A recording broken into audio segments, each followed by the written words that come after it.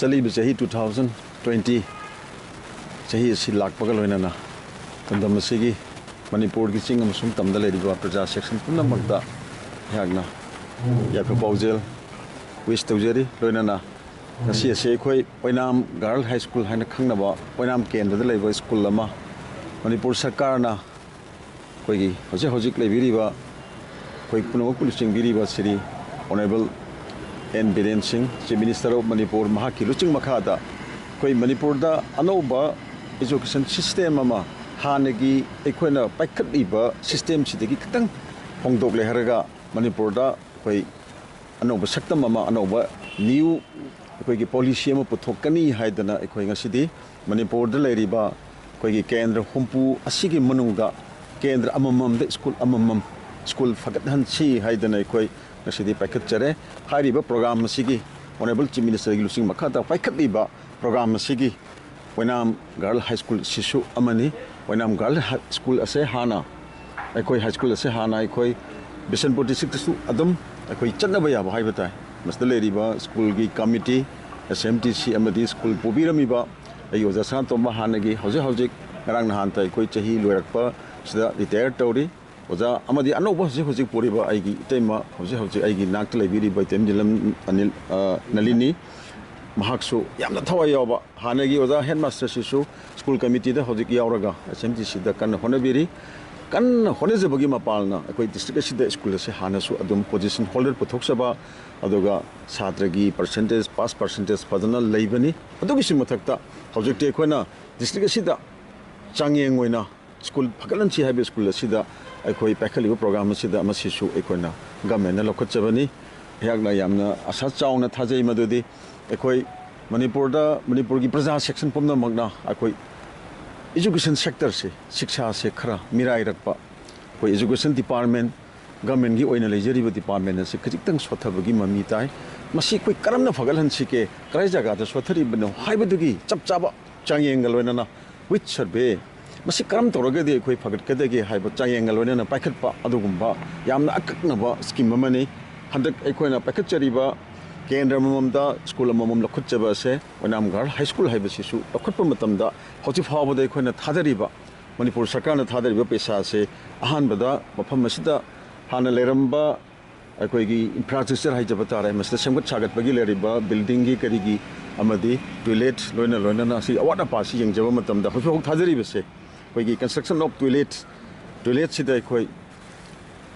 सेनफम खर थादजरे मदुगी पैसा से अखोइ 11 lakhs aduga 14,000 smaina toilet semgat sagat pada aduga thagat chare loinana new construction classroom da anoba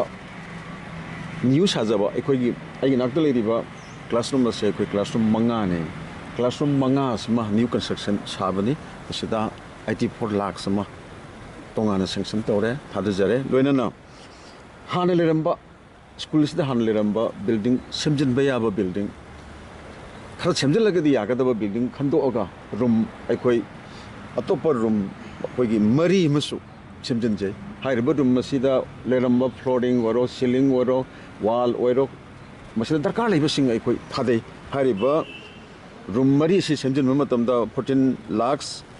अदुगा 5,230 पैसा अमगा थादे Sumana government थादरक पैसा की फर्स्ट इंस्टॉलमेंट अखोई अपुनब पैसा की फर्स्ट इंस्टॉलमेंट अखोई लाखरे लाइबदुना अखोई स्कूल कमिटी अमदी एहक यावजरगा सेमगत सागप मतमदा अखोई रिपेयरिंग हाने लेरंबा क्लासरूम मरी में सेमगतपगी थबक फजना पाइखतचरे अदुगा मदुदा यावजद्रगसु क्लासरूम मरी सिगी मथक्ते अखोई अतोप क्लासरूम खरसु अखोई हारिबा सेनफम सिदगा अदुम रिपेयरिंग तौजे लोनना हारिबा अखोई नाक्ता लेरिबा क्लासरूम अनोब मंगा सिसु अखोई लाकदोरिबा फेब्रुवारी की अहानबा मसुम अनिसुबा चैवंदा स्कूल की मसागी नॉर्मली अखोई सेशन होगदबने सेशन होगदबसे नंगनबा masi pinanaba hauji arrangement loina koi loijare masi gi material masi changdaba pot chei punamak leire dubu sakatpa matamda construction ki oiba ma ki norms leijabanina matam khara akoi gi building bu oiro si construction ki pillar bu oiro beam bu lakpo oiro jitana to bute khachi khachi matam lobuna maram oiraga akoi housing makti loibangam di adum moinamak akoi school committee na ai isa gi makai degi ago head mistress ki makai degi di akoi suksoi soidana akoi hairiba school se session hobo nanganaba akoi pijengani haidana mayam Manipur ki praja sing aduga education department madi akoi mayam na masigi thajaba do mayam da lauthok seri loina na ehak na mayam da akoi gi lebiri ba abhivavak pumnamak ta appeal tawjaning base ngasi di akoi government asi praja sing gi taseng hardi praja sing gi adugumba haktheng na praja ga loina na ka sarpai government adu khuji oire akoi lerami ba school gi asoiba punamak hawjik ti akoi thijal le khange yan hanba da akoi na first da kendra mam de school amam akoi trial basis ni yam seng hargadi amamam lokotchaban masim mai pae khangagadi mathang mathang akoi step se koigi chahi khudingi haijaba tare mathang mathang lokhale harga manipur da akoi afaba school ama haibadi afaba shiksha ama afaba akoi education department ama oinana ba government asina honorable chief minister ki lusing makha da akoi honajari masida praja singi haibadi abhivavak ki guardian singi amadi chhatra singi amadi akoi teacher singi praja singi achoba daita le government ai koina fanakana honarasu matam jana paisa pirabasu building sarabasu masida praja singna support to widrabdi participation to widrabdi ekoi karamna ekoi school se phagani marak amai koina school soi khiba se government gi su asoi bele rambai ai haibadi matam jana koigi wazagi vacancy haibadi service ki matang ta vacancy le rakpada adudagi infrastructure ki vacancy haidi award pale rakpada adudagi koi furniture ki award pale rakpa maram khara dai koi soram badi ai adubu ngasidi onamak singa du mention nabagi damakta government akanna na akoi school phagalan si haiba skill scheme ama inonongna pakhalak basina di koi mai pa gani haibige du mathajabalai praja singna su soksoi soidana masida award na pa punnamak akoi pangbiraga akoi masida akoi gi successful oiba akoi gi target ase uhenbiu haidana haijari loinana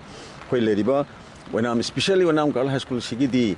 koi oja sing amadi school committee na khanjari ba se koi suksoi soidana masida chhatra sing ase maximum da aikoina chhatra gi ningba thungana mahaki aikoi tongan tongan ba coaching haijaba ta chhatra sing si award fa coaching class ki coaching lobo ki system su khoi chatha gani loinana wafam masida residential aikoi tangai phadana mokoi asonba chhatra sing karigumda mokoi gi darkar le ragadi chhatra sing thamaga akoi laik takpina ba mokoi bu coaching to winabagi policy su khoi tawjagani loinana karigumda darkar le radi akoi gi school se tamiba chhatra sing ase chathok sing gi khudong chada ba le raga sumna sida akoi na transport ki masida transport ki khudong chaba piraga school se da chhatra sing khara lapadagi ore basu akoi lakchabe anana ba karigino hargadi masigi school se especially akoi gi for girls oiba girls khakta ki girl high school oibani na akoi chhatra gi nupi macha sing da hena akoi na sarkar na miyeng aduga khudong chaba tu pining badagi miyeng changba amadi khudong chaba pining badagi akoi na khijitang lapa mafam dagi chathok kusin to da transportation da khudong chadra basu school committee na silaga transportation phawa akoi arrange tawjagi haidana hoje akoi na sinjari smai to da mayam da wafam sing ase thamjari